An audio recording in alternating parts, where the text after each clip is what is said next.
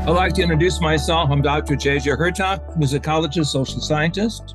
And I'm Dr. Desiree Hurtak. I'm a futurist and environmentalist, but I work a lot with sound vibrations. And we've just come out with a new book called Sound, but the subtitle is dealing with everything connected with sound. Right, profound experiences with chanting, toning, music, and healing frequencies. And we're excited to have our very good friends from Australia, Darren Curtis and Bradley Pitt. They're with Sacred Resonance, and they contributed to this book. And they're also members of our Academy for Future Science, which explores the world of the future through consciousness, through music and sacred language. So welcome aboard, Darren and Brad. We appreciate all of the work that you're doing, all of the great research experiments that you've done with the plant kingdom. And the exciting title of your chapter in our book is Our Work with the Music of Plants. So how did you get started and why the plant world is so important? Well, welcome. Thank you. Thank you for having us on.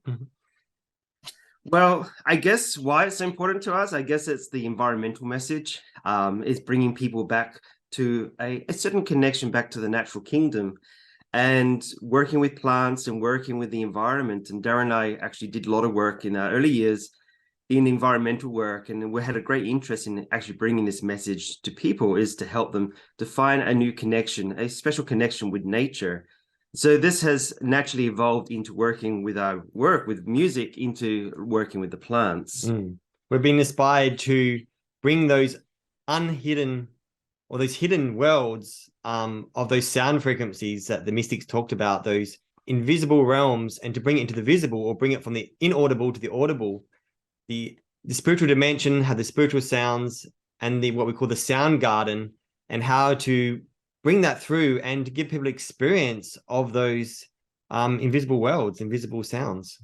So we look back at musical history. Hermann Helmholtz, the great German musicologist, went into all of the mechanics of musical coherency, but it was not until the 1960s and 70s with Marcel Vogel at IBM, Chris Bird also working with various sound wave communications that even the American intelligence community used, that people discovered, wait a minute, there's a whole new area of biomusic that connects us with the minds and the properties of plant communication. Right, and you have some amazing devices. I know we went to Damenhor, and they've been working with this for a long time.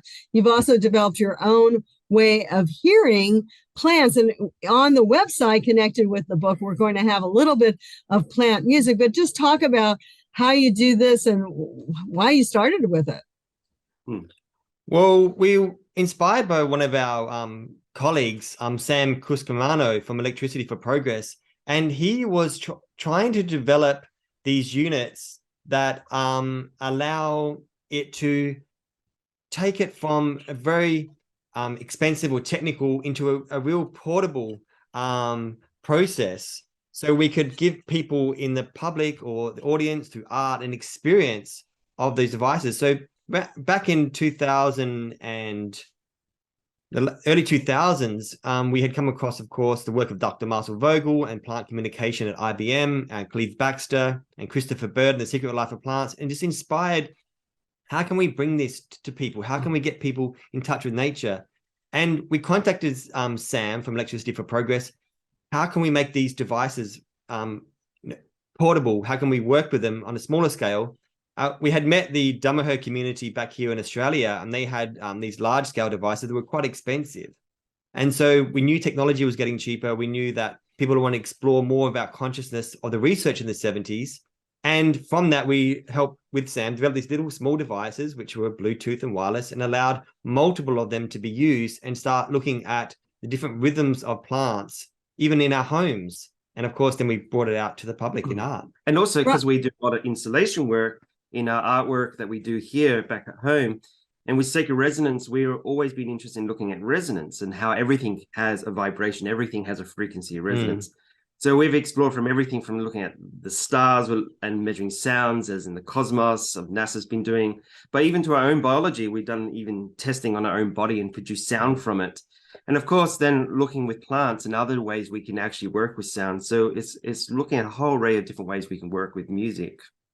Well, I like to just say that you guys get people from the public together in arboretums, and you've hooked up about 15 plants, and then people walk and they're hearing the music of the sound. And it's fabulous because normally people practically ignore plants, and half of people walk on top of plants if they are in their way. But now you kind of introduce the fact that these are living, we'll say, sounding thoughts of energy, of intelligence in a certain sense. Of course, that's what Marcel Vogel and Chris Bird were talking about. The Secret Life of Plants, which is the classic, and the Keys of Enoch, which we wrote some years back, actually in 1973, really requires musical vibrations to understand the different levels of consciousness development. So your work with plant communication is so important because it's showing on a popular level that we're all interconnected. We are a unified species connected with the animal kingdom, the plant kingdom, and beyond.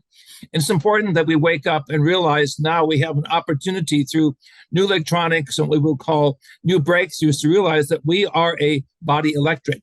We are discovering that we can play on the higher keyboard or the lower keyboard with not only the plants, but basically even the angelic intelligences that the ancients dreamed about. We are a living keyboard. And I would like you to discuss a little bit more of why and how you came to work with certain frequencies. Well, I just want to mention, when we're talking about the what we've done here and some of the experiences, I mean, we approached the festival here, which is the Adelaide Fringe Festival, which is one of the biggest festivals or art festivals in the Southern Hemisphere.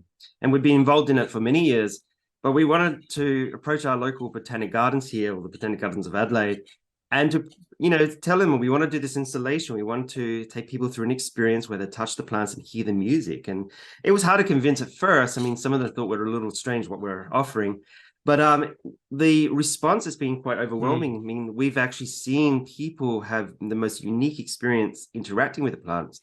And how we sort of sold it to them and got some of the funding was to say that this is another way for people to relate to the plant kingdom, a more of a spiritual way to connect, that it actually, whatever you think and do and how you interact with the plants, do respond. And I think this is also coming in the popular milieu of understanding of what's called plant bioacoustics. One of the head research fellows in Sydney now, Monica Galagano, she's from Adelaide, and she originally back in her research wanted to take a relook at this idea that plants and other trees are emitting sound.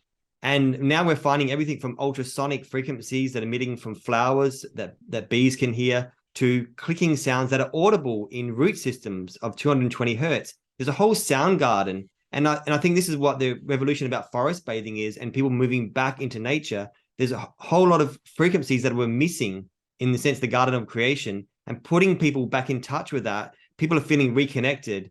People are feeling a rejuvenation of their spirit. And I just want to, let me interrupt for a minute because I want to qualify what you're saying. For those people who hadn't heard plant music, of course, go to the website that's listed with the book. But, it's not just like a hum that you hear or one tone. And if you go close to them and you think about them or touch them, their sounds usually increase, and they do more tones. They do all different tones. It's an amazing thing. And if you leave them alone, sometimes they'll just go quiet. It's amazing that it's not just the sound of a plant. And I think that's important. We're saying that the same thing in the book regarding the sound of the body, that there's so many sounds in the body. The Royal Rife looked at coming up with one sound that would heal this or that. But what we're finding now in the 21st century is that it's a multitude of sounds. It's a whole symphony of sounds. And that's also what the plants seem to put out. And this is why our book, with your contributions, is so important, because it illustrates the 7 chakras or 7 levels, from the microbiological to the vibrations of the human heart to the visualizations of coherency that the mind can program. So more music is brought into harmonics with nature, and even harmonics, what we call supernature or higher consciousness, can bring about positive resolution. Again, our motto for the Academy is there are no problems, only solutions. And that comes really through vibrations. And Brad, I'd like you to continue what you were saying, but I also want to move into something that you helped contribute in the book, and that is a couple of pictures of cymatics. Can you also describe why that's so important? I just want to mention first about how we got into it. We met in 1998, and we wanted to explore everything about sound and how it can put us into altered states of consciousness. So in deep states of meditation, we were doing transcendental meditation at the time. I started hearing other levels of sound, like the buzzing of bees, the ringing of bells, different chimes. And I started reading about this in ancient scriptures, that in different levels of consciousness, there's different levels of sound. And I thought, what are these sounds? What are these tones? And electronic music had just in the early 2000s just started coming into universities in Australia. And so we decided, well, how do we recreate this? We heard the music of Yassos. We heard the music of Stephen Haplin, interdimensional music and new age music. And we thought, we're also hearing these tones and frequencies. And it's from an overself level, as we had learned from the Keys of Enoch in our work. How do we bring this through? And we knew that electronic music and this binaural beats and these other frequencies that we could find could put us into this state. And also we had this certain experience. I mean, when we're using certain chants and mantras, we had certain paraphysical experiences, which told us, a journey with sacred resonance. I mean, it's fine studying resonance, but we have to find the sacred connection to it. And so our journey has been finding the sacred component to resonance, to frequencies, because everything is frequency. Mm-hmm. And this was when we had an experience in 2009 during a festival where we actually had a plant up on the stage. It was really quite abstract what we did, but I mean, we put a plant on the stage, and we got the audience to interact with it, just to meditate with it as we played certain music. And this was inspired by a book called The Prelude to Landing Upon Earth. There was something mentioned in there about an osmosis effect with a plant, and it sort of inspired us to do something similar. Why don't we try this out? And even though it wasn't aimed at as a spiritual event, the audience had some interesting experiences, and people came up afterwards and told us how they had all these experiences where they, have visions of meeting, someone they've passed on recently or so forth, and healing. And we were quite amazed that there's more than just music going on or sound, but there's something else happening even as a biotransducer through the plant. There's some sort of interaction that we thought was unique, which of course in some of your books mentions this even with the trees, and that there is these bioresonance or what you call, a bioantenna sort of effect with the plant kingdom. But also we did another experience with cymatics, is that, of course, if sound then produces geometry, and we know this mentions in 1 John, that we were interested then in Hans Jenny's work looking at cymatics. And so, of course, we had got a funding back again at another festival to try and actually recreate one of these devices. And so we did an event in these underground tunnels here, which we took people through an experience with cymatics and sounds. But this also inspired us, the idea that we are living in a water biosphere. Our bodies are 60 to 70% water, and we're fascinated by whale communication and dolphin communication, and how sound travels differently through water. And could we compose frequencies and sound that work with water resonance rather than air resonance? And this is how we explore cymatics, and what we have all these different waves called solitonic waves and all these other exotic vibrations of sound. And we realized that the ancients, through membranes and sand mandalas, could use sound to create geometric patterns. And we realized then that certain mantras and certain sacred sounds produce certain geometric forms, not only physically, but also they understood this spiritually as well. And how could we recreate this to show people the power of sound? Well, we are interested in our work with others like yourselves throughout the world, using mantra or sacred expressions so that the inner soundscape of the heart, mind, and spirit is activated and directed collectively to areas of the world where sound links can produce healing. Sound links can produce a worldwide global communication. Sound links can also be used for the new science of remote viewings that was studied and pioneered by two of my colleagues at Stanford Research Institute in California, showing that we're all linked through different vibratory levels. But rather than being on one level of classical music or one level of what we will call plant music, we're on all levels simultaneously. And that's the key and the genius of our book. Together, the soundscape of creation is working through us. And King David refers to us in the Psalms as really representing the kingdom of music. We are basically, shall we say, introducing the world to areas that are off the charts.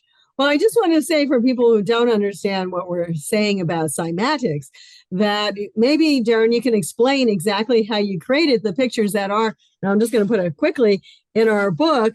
And one is at 64 hertz, and you could tell that they're actually every frequency, pretty much every hertz, right, which is also cycles per second, has a different geometry. And so that's really important. So it's not just one geometry you get with putting out sound, you get actually the multitude. And some people are talking about, of course, sacred geometry. You're doing sacred resonance. Tell us just a little bit more about cymatics.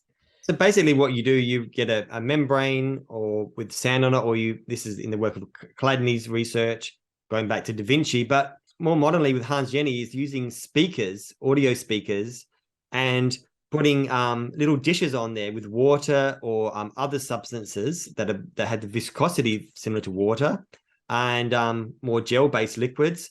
But basically we use water and producing a frequency, certain sine tones, but also audible chants that are recorded through the speaker, vibrates the membrane on the speaker and produces certain geometrical relationships. So we've been exploring different mantras and different sacred sounds and different frequencies. And we find this example in caves or in pyramids around the world, that the certain resonance of the chamber produces certain overtones and certain harmonics. Also, the dishes at certain sizes also produce different geometry. So ourselves, a vibrating membrane, not just the brain waves and not just the skin, but the whole body, the bone structure. A whole body is like a vibrating membrane. And so we're trying to show people that we are a living vibrating membrane. And this is what sound can do to us on different frequencies, all the way from the ultrasonic to the subsonic realms. Well, certainly all life is vibration. And I have to say that Sacred Resonance, which is your organization in Australia, has put together a cymatic machine so you can film and gather the data, what sound and what geometry relates together. And then also, of course, even also for the plant. I didn't realize that, but you actually have created your own plant music device. That is just a little box that literally hooks into the leaf of the plant and the soil of the plant. And actually then with the speaker, these are all algorithms that are unique. And you get to start hearing these sacred geometries and sacred sounds. So we live in an age. We live in an age of symphonic synergy, energy and sound coming from all directions, and we have natural coherency.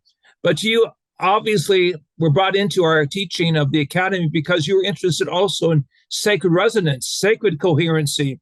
And that's a whole different idea of superimposing certain musical compositions on the human consciousness and raising consciousness so people can come out of a world of despair and violence into a world of joy and purpose. Well, let me just add, so the last part of this book talks about the temples that we visited and the sacred places that you visited in Australia, and that you've done music and sound in these places, and the whole resonance is amazing. I think with you, Darren, we were recently in Chartres Cathedral in France, and that has an amazing resonance. And anyway, so each sacred area of the world has a certain resonance, but now we need all of the sacred resonance points to converge, because our world, we believe, is going into planetary changes, and the vibratory rate is going to change for the human system. And we need to be prepared for what I call the fifth dimension, the elevation of consciousness to work synergistically. Well, hopefully the right sound opens up the chakras in the body. And that's why at the end we put the different traditional sacred sounds for each of the chakras. And hopefully we'll be able to do some music related to this as well. We'll talk a little bit about the sacred zones that you've been in and how you feel the sacred resonance works. Yeah. I mean, I guess when we first met, we actually went up into a local sacred zone here, which is in the Flinders Ranges in South Australia. And it's one of the major grid points. And if you look at the map of the Keys of Enoch that actually you see over Australia, you see the point on there. And Darren and I met there, and we had some profound experiences, like Darren mentioned, hearing music and having these other consciousness experiences. And of course, the Keys of Enoch was what brought us together. I had the Keys of Enoch, and Darren was also heard about it. And so naturally, we came together to work with it and use it.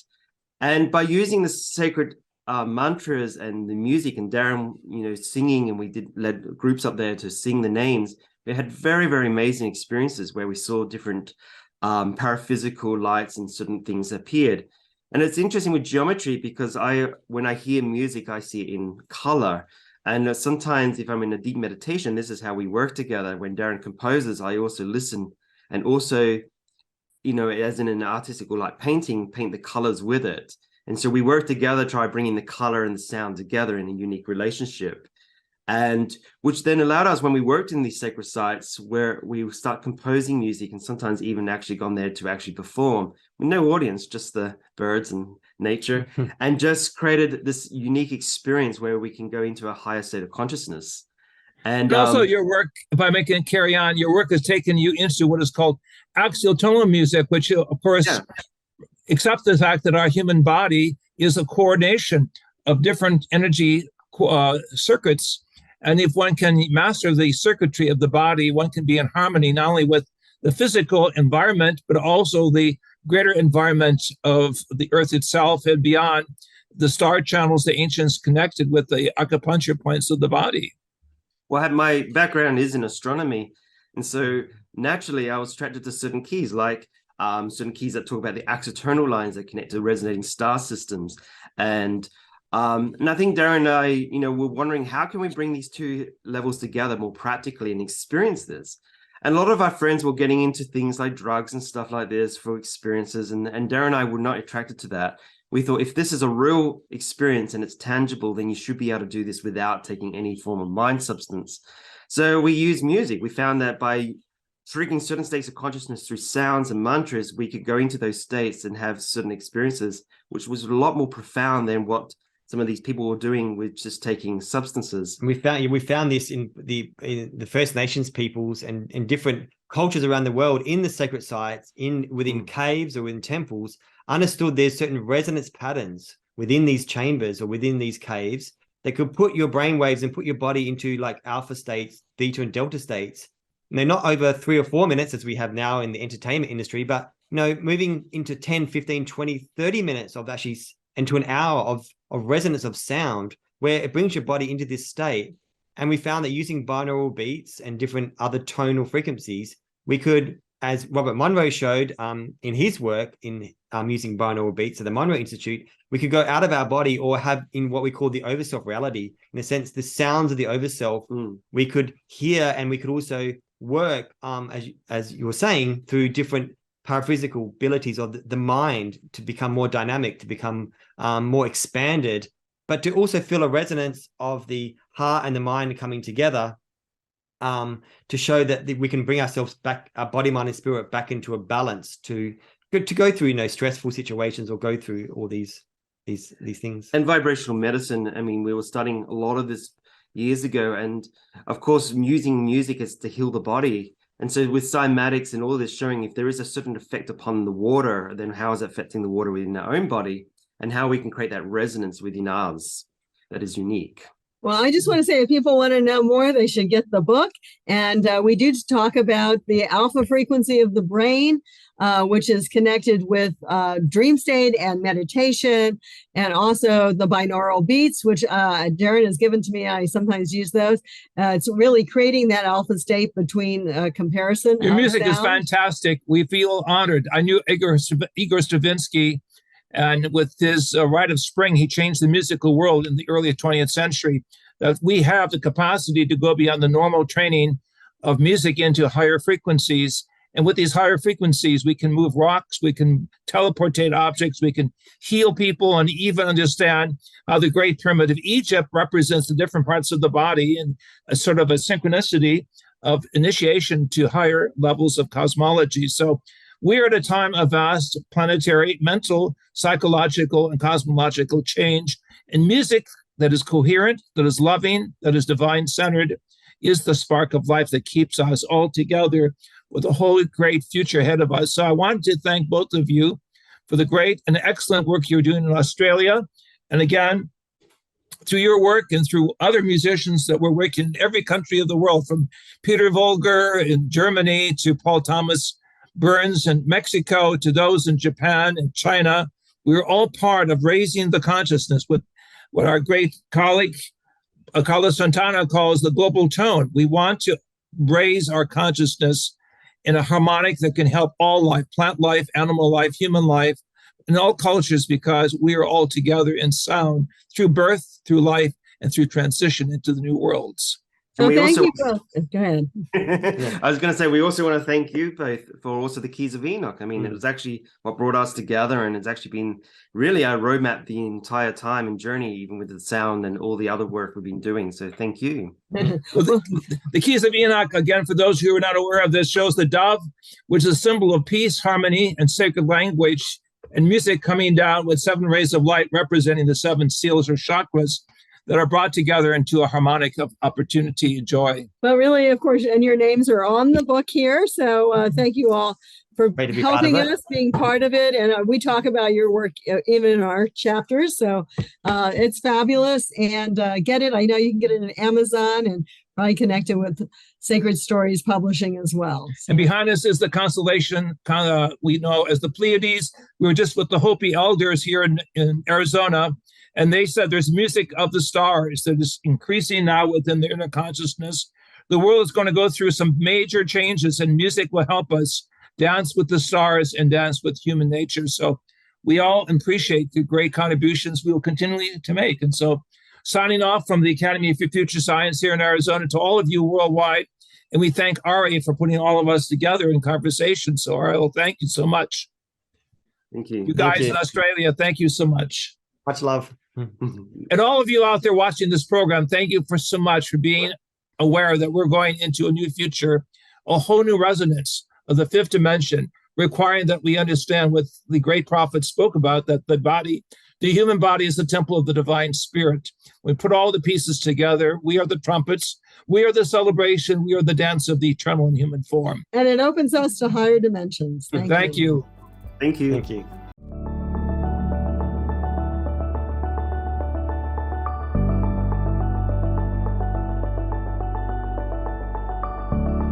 I'd like to introduce myself. I'm Dr. Desiree Hurtak with my wife, Dr. Desiree, and we're honored to be in conversation with our colleague, Ervin Laszlo, a very outstanding scientist, futurist, composer. And our topic today is our new book entitled Sound, the subtitle of which covers many different aspects of sound. In essence, we look at the human constitution as a musical instrument, not only in terms of the music spectrum, but also in terms of consciousness studies that have been done behind the scene. I've been privileged to work at Stanford Research Institute with Dr. Elizabeth Rauscher and some of the most important studies over the last 25 years to show that every part of our body is part of a musical soundscape. And we want to configure this in terms of what we all agree upon is the music and harmony of the universe that's structured within ourselves. Every part of our body, every microtubule is a type of musical instrument, proclaiming a higher energy field that we can participate in. And if we do, perhaps we can achieve what the medieval philosophers called pax et concordia, peace and harmony.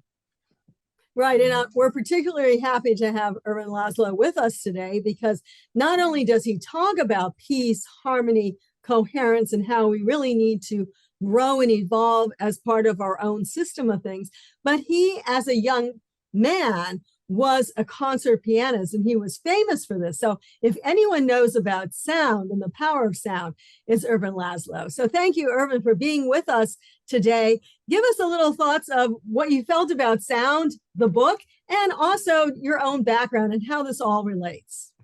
Well, sound means peace and harmony. Peace and harmony, I think, are the key elements that we need on this planet. These are the elements that we have neglected in the rush for power, for money in the modern times. We need to regain our oneness with the universe. And that means entering again into relationship with the rest of the universe. Now, why do I say peace and coherence?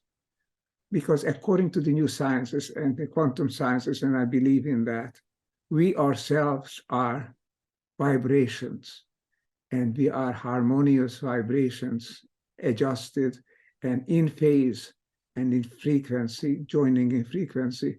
That's when we are constitute what is known as a body, as something real in the world. Actually, we are examples of in-phase harmony. Harmony in the world becomes real, appears as a material thing, as a living thing. Actually, we are examples, exemplifications of harmony in the world. The whole universe, I think, is heading toward, when it is healthy, when it is in the right track, then it's heading toward higher levels of coherence. And higher coherence means being in phase, being in harmony with each other.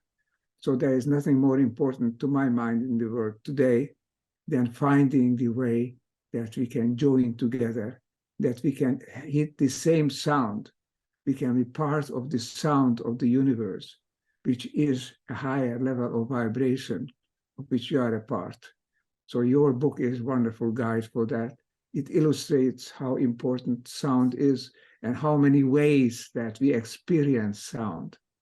All that is essential in today's world. And the pioneering work that you are doing is really an example for all of us. It should be followed by everyone. We should all read that book and enter into that harmony, which is so absolutely essential in the world today. It's the big factor that we have neglected in our separation, in our overdone individualism, in our cutting ourselves off from the music of the spheres, from the music of the universe. Coming back to it, you help with that book, and I'm delighted to be able to join you in attributing the greatest importance to the book that you are doing. Thank you. Yes, we mentioned Kepler, and of course, he was looking for that harmony even in the spheres around us, the planets. And it's interesting to see that he felt, even though the planet in one phase would be this sound, say Venus or Mars, then when it changed, it would change its phase to another. So there's this ongoing symphony. And I believe that the human body itself is a symphony. Many people say, well, give me my tone, give me my song. You know, it's a whole growth and evolution. So we may start as a young child as having a certain, we'll say, biorhythms or vibrations, and then we are to grow. That's part of what and who we are. Our new book is nothing more wonderful in the world than being able to experience that. I had the good fortune as a young child, from the age of 5, to enter seriously into studying piano, playing the piano, and then from the age of 9 playing in public as well. And I could experience that harmony. It wasn't a conscious experience. I couldn't analyze what it is. But when you enter deeply into music, you are in harmony with the people around you, and you are in harmony with nature, with everything around it. You are just entering a different dimension. It's an experience one has in music. Mine came through the piano. That was my instrument. But your book shows how many different ways we can experience the harmony, in chanting, in dancing, in every way, because we ourselves, when we are healthy, we are in harmony. We know to find the peace in the world so that that harmony could come forth and we could enjoy it and we could join together in celebrating our oneness in this world. Yes, I agree completely. And of course, we've read some of your publications, your great books. We all acknowledge the limitation of Newtonian science, which has led to scientific reductionism in a world without hope, without harmony. And our inspirational mapping of research has taken us to the pyramids of Mexico and Egypt and China, where we've looked at the musicology of sacred geometry. We have also worked, as you have read in our book, with the music of plants, the structure, the microstructure of the musical vibratory levels that Marcel Vogel and others at Stanford Research Institute and even IBM were able to look at in the 1970s. But it's not until recent times that we see the big picture, the big topology that we are living in the midst of an orchestration of life. And if we open our eyes and sensitivity of our heart, we can begin to realize the contributions that we must make if we're going to have a positive future. It's so important, these two great discoveries, the importance of harmony and the importance of the heart that you just mentioned, we can access this harmony more through our heart, intuitively, than through our brain, rationally. That is a rationalization that comes afterwards. Einstein already said imagination is more important than reason. And intuition is something that takes us there. And intuition comes through the heart. And through the heart, we discover that we can be, and when we are healthy and good, then we are in harmony. So it's a wonderful way to lead our way toward a better, more peaceful world. It's calling attention to the importance of harmony and calling to the attention that through our heart, we can become aware of this harmony and we ourselves become harmonious. As Gandhi said, be the change you want to see in the world. Be the change that we need in the harmony in the world. We can be that harmony because when we are healthy, when we are relating healthily and well and ethically to other people around us, to the world around us, then we are in tune, we are in symphony. This is to say we are coherent, we are in harmony. Thank you. Well, Ervin, you also have a recent book that was by the same publisher, SacredStories. Can you show us that and tell us a little bit about what you're doing with your own personal research? Well, I'm doing two books actually. One is just been published. It's I don't know if you can see it. It's called the Survival Imperative. Perfect. And it's a very ambitious title, but what I'm describing is the way that we can enter into a harmonious, peaceful relationship with each other, and why that is an absolute imperative for our survival. If we continue on this disharmonious, separatist way, and which we have embarked, especially in the last century and second half of 20th century, and now in the 21st century, that could lead to literally to a dead end, to an extinction, because it leads to separation. It leads to the always searching for me and mine, and never mind you and others around us. You know, this desperate rush for own immediate advantage is a very dangerous approach to go. And I'm trying to show that the survival imperative for us is to shift paradigm, to shift to a oneness paradigm, to shift to evolution.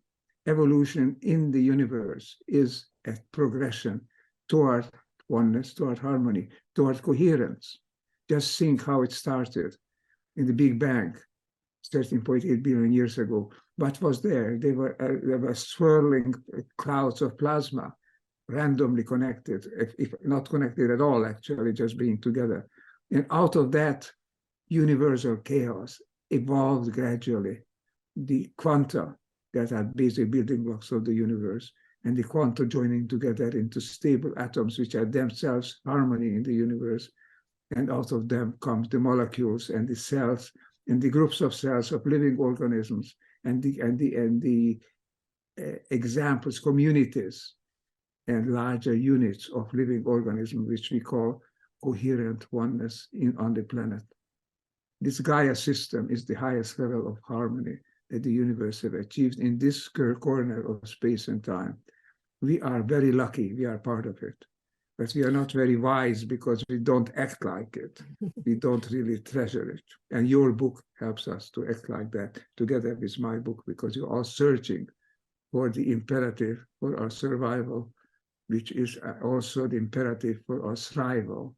If we survive, we cannot, we must thrive, otherwise we die. Forward Okay. or down. We can't stay the way we are. And we both, with our books, hope to move things forward toward that higher level of oneness, which is evolution in the universe. Well, I actually believe that all life is vibration. And when you say even the stars, how they work together, I mean, it is this harmony of vibration, of sound. And, you know, music is actually, as you know, when you were a younger man, and you probably still play somewhat today, I hope. Anyway, that it's bringing all this together. And we have to see ourselves as being part of this greater harmony. Yes, in fact, you could retitle the concept of the Big Bang to be the big breath of vibration that put all of these various particles of microevolution into a structure, a form out of which we are one evolutionary process. But the importance of our work has been able to work from the smallest micro level of insect population and even animal communication through various sounds with the dolphins, to that which is in outer space that some of our colleagues who were NASA scientists were able to pick up on in terms of the background sounds of the planets themselves. And so, as the Greeks would say, there is the music of the spheres that we're beginning to really understand as part of the university without walls. And actually, right now, scientists are looking for the hum of the universe. They're actually looking for that. So I think we all need to be part of that greater hum. Go ahead, Ervin, tell us a little bit more. And we can experience that. I have taken part in, and I'm more and more aware of, experiments with the EEG patterns of our brain. Even though I say that the heart is our key instrument for perceiving the world around us, the brain can enter into different states. And when you enter a deeper state beyond the alpha level, going down to the delta, and away from the superficial beta levels, then we see that the wave patterns of our EEG waves becomes harmonious, becomes a pattern. And this has been recorded, this has been photographed. And when we enter into these deeply altered states, we are producing harmonious waves. What's more, our waves join together and influence other people's brain waves when they enter into meditation and into deeply altered states, or a prayerful state, or a musical state. So all this really shows it's not imagination. We truly are harmony, and we can reach higher levels of harmony when we experience it. One way to do it is through entering into a deeper state of consciousness. A way to do it is to listen to the heart. Another way to do it is to listen to music. And still another way is to do it is as you are doing it, experimenting and looking at the science of harmony from the micro level to the cosmic level. And Erwin, when we were in Egypt, Desiree and I with musicians, were doing experiments of harmony and harmonics. I being trained as a singer as well as a composer, and I was able to hit a frequency, and here I'm showing this picture to our audience, of golden light inside the Grand Gallery of the Great Pyramid of Giza, Egypt, where the sound vibrations off the walls of the interior of the pyramid actually momentarily produced a standing columnar wave of energy, which resulted in this golden light that was seen for a few seconds. This, shall we say, opened the eyes of the Egyptian scientists who were with us to realize that perhaps the Great Pyramid was built as a type of sound structure to bring consciousness up, not only for the sociological balance of ancient society, but actually to represent the breathing, the partory process of vibration, which raises our mind to higher states of creativity and oneness. And we believe that's true for many of the sacred areas around the world. But what you were also saying, like the alpha frequency, and it's interesting that there's that Schumann resonance connected with the earth. I feel that in a certain sense, the earth is trying to help us to raise our consciousness by that Schumann resonance. That's the alpha frequency, which gives us, we'll say, sometimes some aspects of, tranquility and happiness and relaxation. We call 7.8 to approximately 8.2 hertz. And scientists on the top of the Pyramid of Egypt realized that the very top of the Great Pyramid of Giza, Egypt, was working with that frequency of 7 to 8 hertz, something that was very magical. But the scientists who were with us at one point began to dance on top of the pyramid on top. As you see here, when we began to do the musical experimentation, the pyramid began to quaver slightly, giving the sense of rhythm and dance. And so all throughout history, we see the sacred traditions of music implicit in architecture, sacred geometry, and the use of the voice to open the heart, the mind, and the spirit to oneness and joy, making us cosmo-creators or co-creators of the universal sound. But aren't we lucky that we live in the universe where the highest level of evolution is an evolution toward coherence and toward oneness and toward harmony. And so this is now our sacred duty to promote that development, to enter into coherence with each other and help the cells, the organs of our body reach that frequency, that's 7.8 frequency which you're talking about, to become healthy, to become super coherent. I like that term, super coherence. That's where we are coherent within each other. All the cells, all the quanta of our body are coherent so that they form one whole, harmonious whole, and we are coherent with other systems around us. So we are part of a larger whole, forming that universe, a whole that we call a Gaia system, is the sacred oneness in the world. We are lucky because that's a beautiful, experienceable condition, being in harmony with the universe. We just talked about it up till now, but we can increasingly experience it. And with my books and with yours, we try to show how this can be experienced and how this is not only a privilege, but actually a necessity, a command, a moral imperative to enter into that higher state so that we can live up to the potential of who we are, potentially harmonious, evolving beings, forming a part of that larger whole, which we call the Gaia system of the planet. I know that there's certain African tribes when the environment is not working so well for them, and they will sit and talk and say, what are we doing wrong? Where's our consciousness going wrong that we are having these, we'll say catastrophes? And, that is a good process because we actually have to question, because we are and can be in harmony with nature. I mean, we see that even with the Native Americans. They were able to do certain rain dances and sounds and frequencies that would bring rain. So it's really realizing that we are part of that greater harmony. And when things are out of balance, we have to wonder why. And we have to change the way we think, change the way we do to get back into balance, because we really are, as you said, part of the greater Gaia.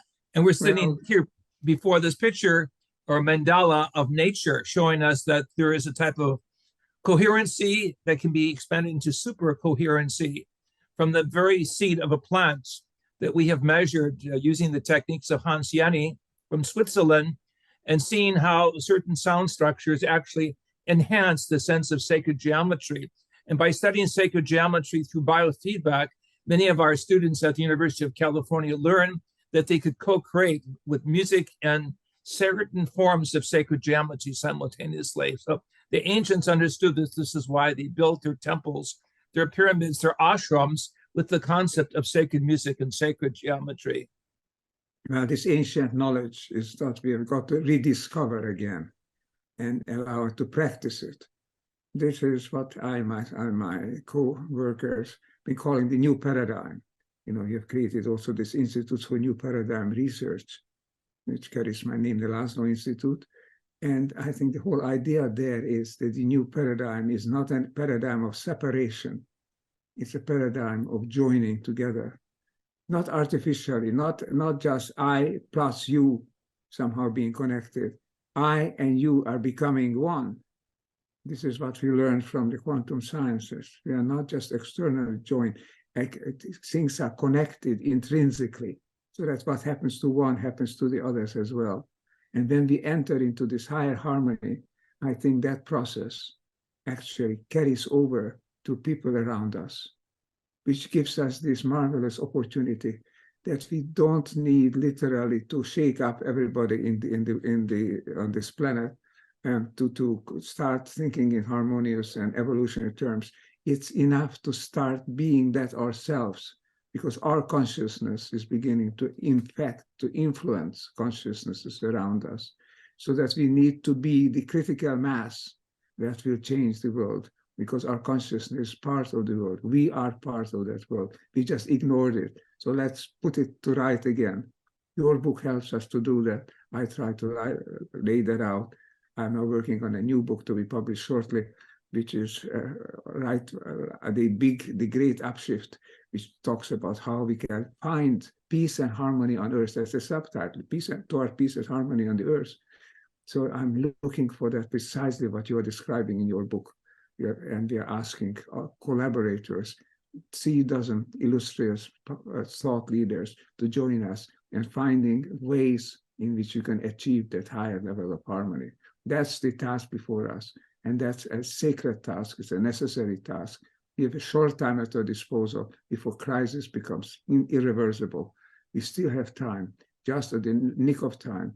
And books and work like you're doing, and like I'm trying to do with my colleagues, are really a measure of last resort. But we still come in the nick of time, and let's make the most of that. We are lucky to have publishers who help us to put this forward. So let's join together in our publications, in our activities, in our thinking already, so that we can create a higher harmony together.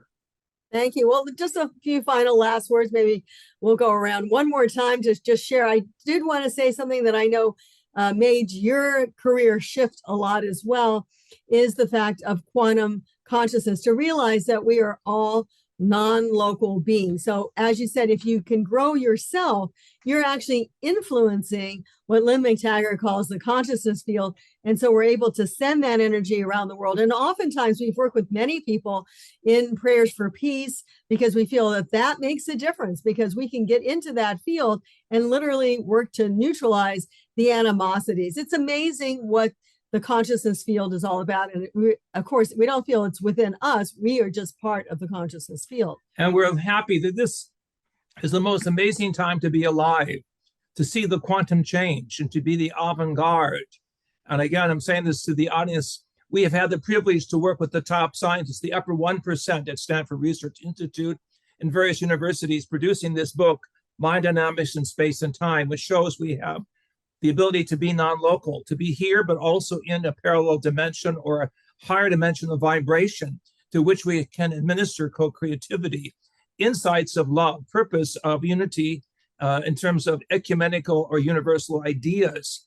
And so we're pushing the envelope from all directions, and we honor your work as a statesman, a person who, through your work with the Club of Budapest and other situations with our mutual colleagues, has laid down, as it were, a whole new criteria of how we must participate, but it must be through vibration and harmony, of which it cannot heal the division between the left and right side of the human brain and intellectual process. We must purely be for this quantum change, but it must come through the love, the joy, and the wisdom of the cosmic mind within the human heart, vibrating in all directions, a sense of peace, maturity, and quantum change. So some final words, Ervin. Thank you for being with us today. Go ahead, give us a final.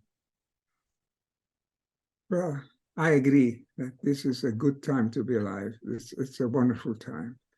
Change is coming, and change is still influenceable. We can still act on it. We can still make our evolution on this planet conscious. And this is an old dream which can be realized, because we are in a process of rapid change, which is known in the system sciences as a bifurcation, a sudden change, a leap in another direction. Of course, a bifurcation can lead to a branch that goes down toward extinction and chaos. And that is if we are not lucky, and if we ignore this oneness, then we risk that, obviously. The 6 major extinction on this planet could involve the human species. That would be a cosmic catastrophe. But there are signs that we are pulling out, that we are pulling toward an upshift, toward a higher level of consciousness, and consciousness that joins us instead of separating us. So it's an exciting time to be alive, exciting time to talk about things, to write about things, and to manage to bring this idea forward. In the next few years will be critical. They're already critical. But the critical element will be the human consciousness, the human world, creating the critical mass that will shift the world in an upward direction, toward oneness, toward harmony, connected through and with love. That's the message that we are bringing forward, and it's very much needed, and it's catching on already. It's an encouraging time to live. It's an exciting time. I look forward to working with you and like-minded people to bring this message forward so that it nucleates and catches hold and creates that movement that will finally change the world, change it in time and for the better. Thank you, Ervin. And we move ahead with this publication, your new books, as we go from Homo sapiens sapiens to Homo universalis, universal humanity, as we begin to prepare a young generation to understand what the ancient Greeks, the ancient peoples of India understood as the music of the spheres, by being really the composition, the activation, and the proclamation of higher unity of heart, mind, and spirit. May we be blessed. And we invite everyone to join us in this greater music collectively for Gaia and for our own evolution. We thank you. Let's join together. Thank you for this conversation.